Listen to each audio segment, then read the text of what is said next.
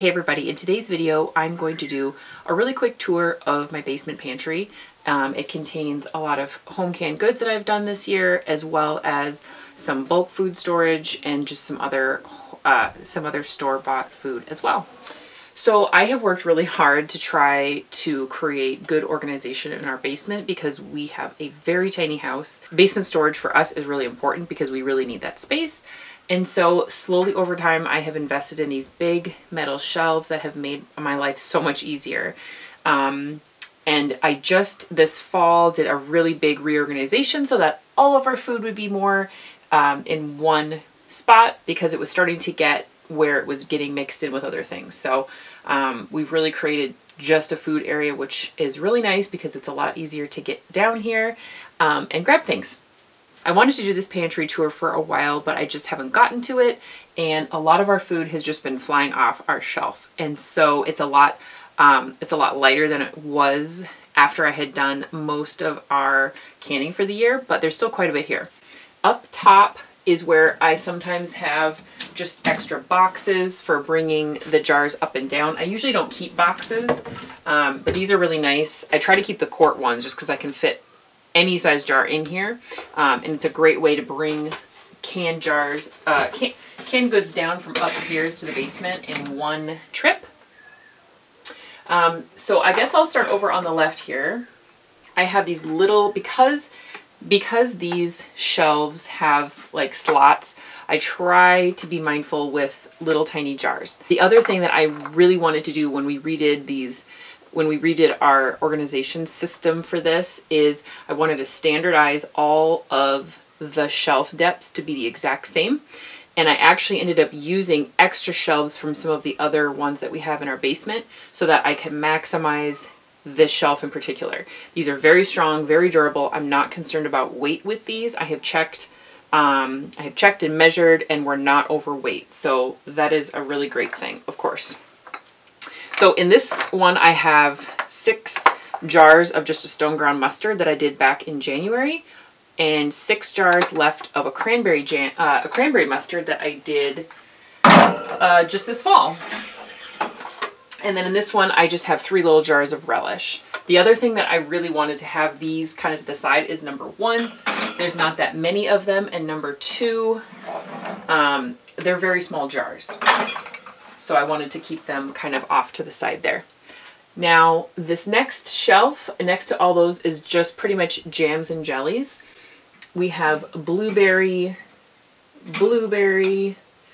more blueberry. So this is all blueberry. Dandelion jelly I did. This is just raspberry. We have 3 left. This is a favorite in our house. I did a lot more blueberry than raspberry. So raspberry will be the next one that I do. And this is just blueberry raspberry mixed. The other thing on these shelves is with at least the regular mouth pint jars, I can get 5 jars deep. If it's wide mouth, or even these wide mouth pints that just take up a lot more of a footprint, you can only get 4 deep unless you have something hanging over the edge, which of course is not good. The other thing I should mention too is that these don't come with any kind of like a shelf liner, but I did buy a big roll that I plan to line at least this one up here with, just to create a little bit more of a flat surface.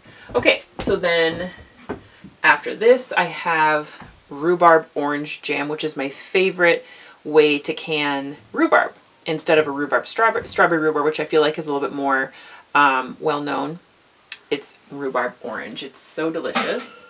We did some peach butter this year that turned out fantastic. It tastes like peach pie.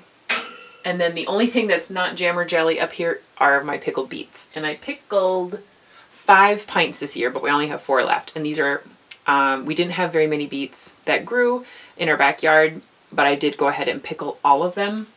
So now moving on to the next shelf, I have just regular canned tomatoes. Now, one thing that I want to say about all of these canned things is I've never, ever had this many home canned products I have on my shelf at one time. In the past, I have been in the mindset that I need to be growing everything that I can, aside of maybe like some peaches or pears that don't, well, at least peaches that don't grow in our climate. But I really felt like I had to make sure that I was growing the stuff that I then could can. And I think that really got in the way of me canning more. And so I ended up not canning as much as I would like to. So this year, I really let that go, which was a great thing. We purchased a lot of different things from, well, we did do some purchases from the store in a bulk, as a bulk order, so we did get a good discount on it, but also from local farmers. Even though I grew tomatoes in our backyard, we purchased, gosh, I think 3 boxes of Roma tomatoes from a local grower. And then green beans was another one that we got. So not everything that you see here are things that we grew, even though I wish it were that way. In fact, now that I think about it, there's really not a lot that I actually did grow, which is kind of an interesting realization that I'm coming to. The tomatoes would be the exception. We really had to pull back our garden this year to make room for some other things that we were doing in our life. And so our garden was a lot smaller than I originally had hoped it would be, but that's okay because we were able to accomplish those things, which felt great and was really important. So moving on to finish the tour. So these are just regular canned tomatoes. I did blanch them and take the skin off, but other than that, I just kind of crushed them with my hand right into the jar and just canned them right in their own juices. And then some pints of that as well. And then I did create, let's see, I could organize this a little differently. I was trying to keep things in row, and I have just one tomato here. I also really try to keep things towards the front. So if a row isn't full, I try to move it forward just because I feel like it looks nicer. It feels more organized when I come down here and look at things. So these are, the tomatoes end here, just the crushed tomatoes. And then over here on is 16 pints of tomato sauce. And I did a video on actually a lot of these different foods. But the tomato sauce in particular turned out beautiful. And I think part of that is because one of the things I did was I baked part of the tomato puree. I was boiling some on the stove and then I baked some so that you have this flavor coming from a couple different directions. And it was a lot more of a deep flavor, the stuff that came out of the oven. Let's see. I'll keep going with the tomato things. This is all salsa. We still have a lot of tomatoes in our freezer from our garden. As they ripened, I just threw them in the freezer. And so I think that's what I'm going to do with the rest of our tomatoes. I at least have 5-gallon bags, but this is all salsa. And we go through a ton of it. I found this recipe last year. I did a video on it as well. It is just out of this world. And so I think I did maybe like a 6 batch. It was a lot, and we've eaten a lot too. So you will see some spaces. Now, before I get too low on the shelf, this is all cranberry juice. I did a video recently where I showed some of the cranberry things we were making, and I ended up getting a lot of different juice. And we did them a couple different ways. I mark on the top the number difference, and you can see there's a lot more sediment in this one. But that's okay because we really like sediment in our juices, or, you know, pulp and things like that. You just give it a little stir and it completely incorporates. And we tapped into this last week. It is so tasty. So this is all cranberry juice. It looks like we have, oh well, 12, 13, 14 pints of that. And it is a concentrate too, so you can dilute it pretty much however you want to your taste. And so if you want to make cranberry juice, but you don't think that you'll go through a quart of concentrate, pints is perfect. Now down here, I'm going to grab this sauce. When I made my cranberry video, I totally forgot to put this at the very end, which was kind of a lot of cranberry product that I missed on that last shot. But there's 10 jars of it, 9 pints, and then this 9 quarts, and then this pint. This is a pear apple cranberry sauce, and this stuff is so good with the combination of the tartness from the cranberries with the super sweetness of the pears and of course the apples. It was just such a really nice balanced sauce. So I'm trying to make sure that I hit all of the cranberry stuff. I think that's all the stuff the cranberry things I made. The mustard, the juice, and then the sauce. This right here is pickled cabbage. I made this for the first time this spring. And what I did was I did a sample. I actually did like a trial can of it. And I used store-bought cabbage just to see if we liked the recipe, because I knew that I was garden planning and I wanted to make sure that the things that I planted, I had a reason to use it. And so this is one of the things that I really wanted to give a try. I saw a lot of really good, I saw other people canning it, to be honest, and it looked so good. I love cabbage and I'm always trying to find ways that we like it best. And we do like sauerkraut, so I thought we would probably really like this. So that cabbage and carrots and things in there, we bought from a local grower and in a much larger quantity. But if I had purchased in the larger quantity and made it and we didn't like it, that wouldn't have been so good. Okay, so I think I'm down to this shelf. Okay, so then this next shelf, we start well, this is a low acid shelf, I guess. We have broth. This is a chicken lamb broth. These 4 jars.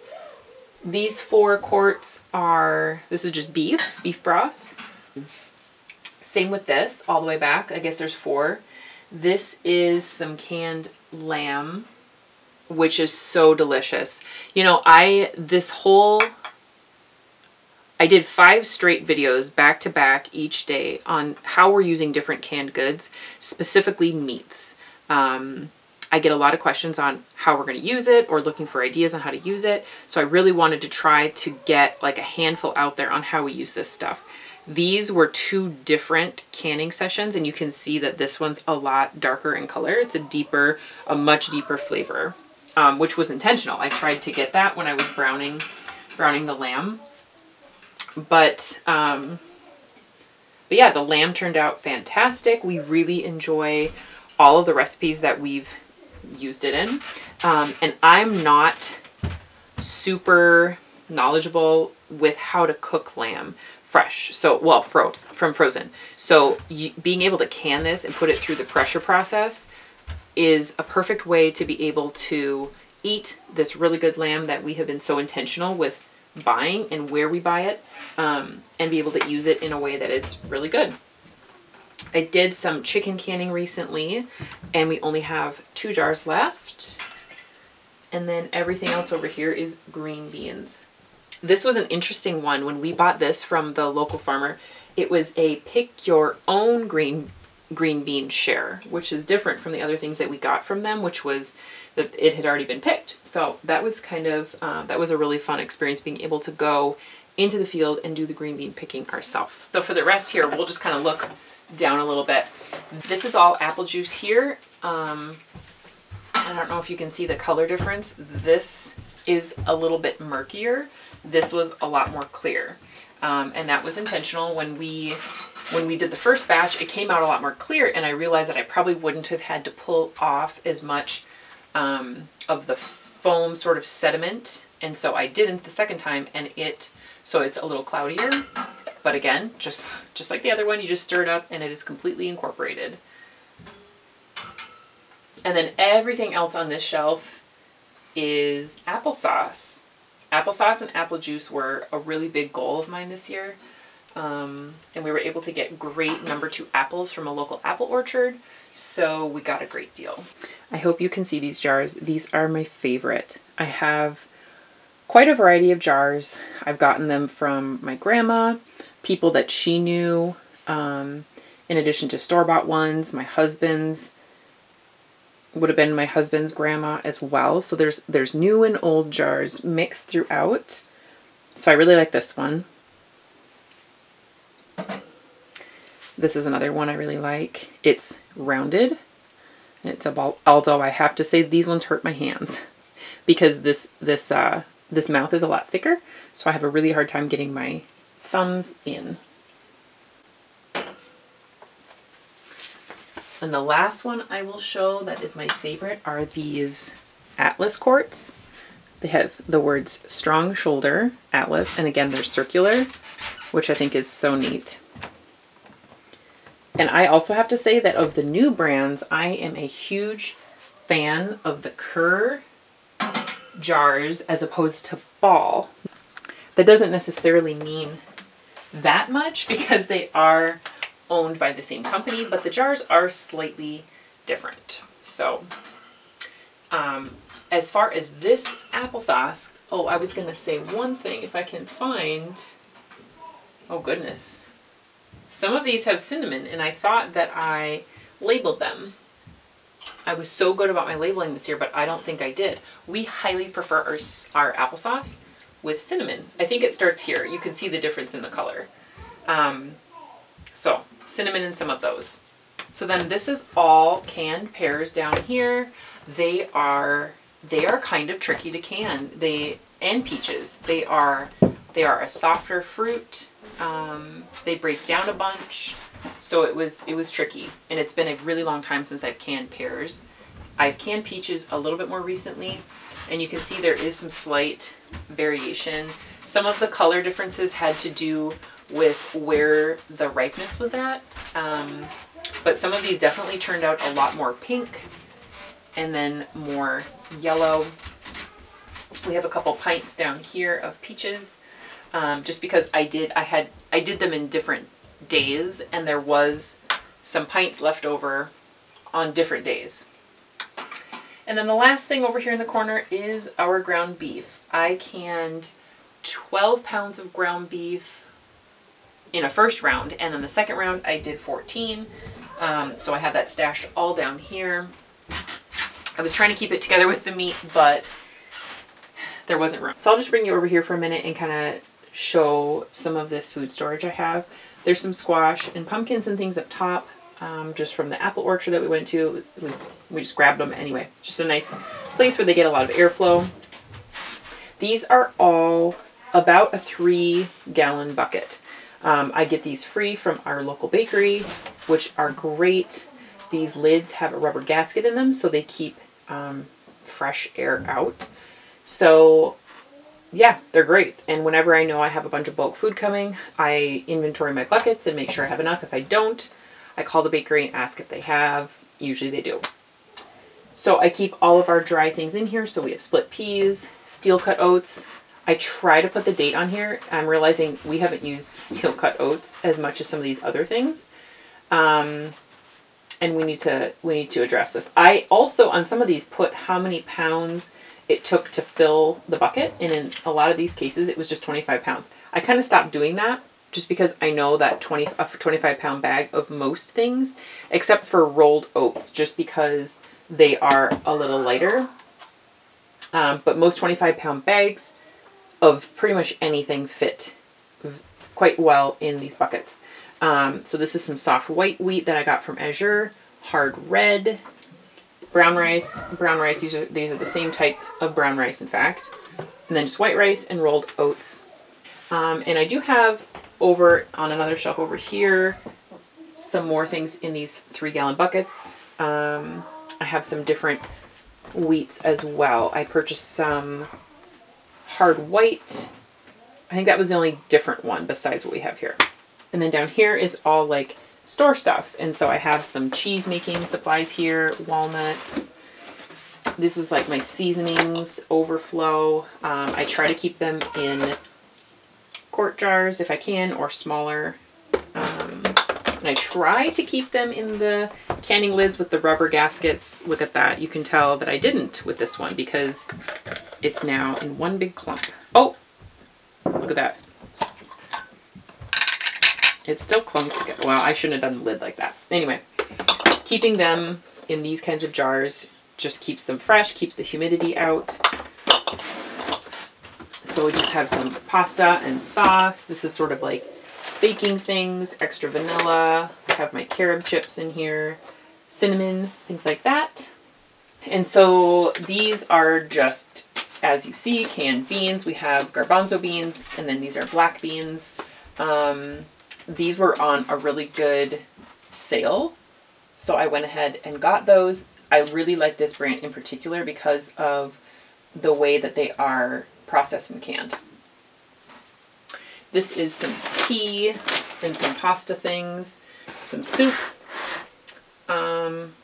peanut butter powder, some baking soda, and then this is my overflow Azure box. I try to not keep things in boxes because they are a little messier.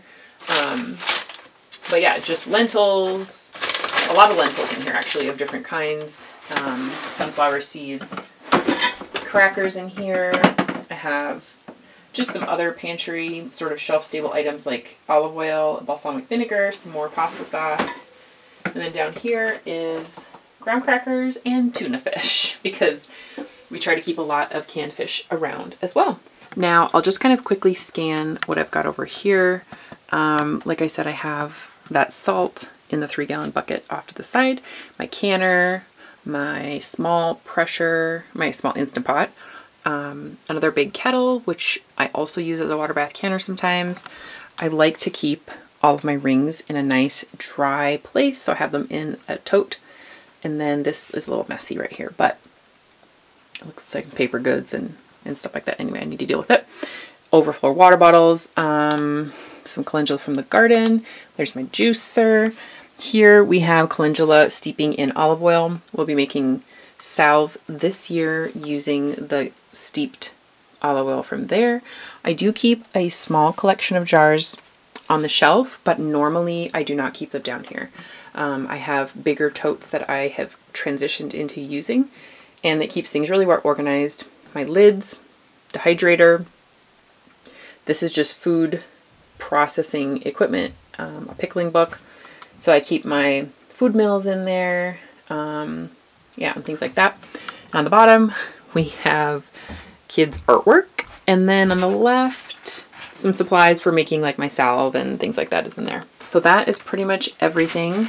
I can link Azure in the description if you want to check them out. It's just a way to buy bulk food. And I'm starting to notice there's a really big difference.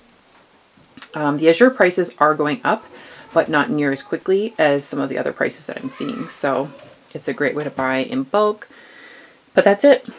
So this is what we've got this year. I'm going to try to continue canning broth. I got to get to my tomatoes, things like that. All in all, this is a pretty darn full pantry for us. Thanks for coming down here into my basement. I know usually I'm in the kitchen, but this is where this stuff is kept. It's a nice, cool area. I hope you have a wonderful day, and we will see you soon.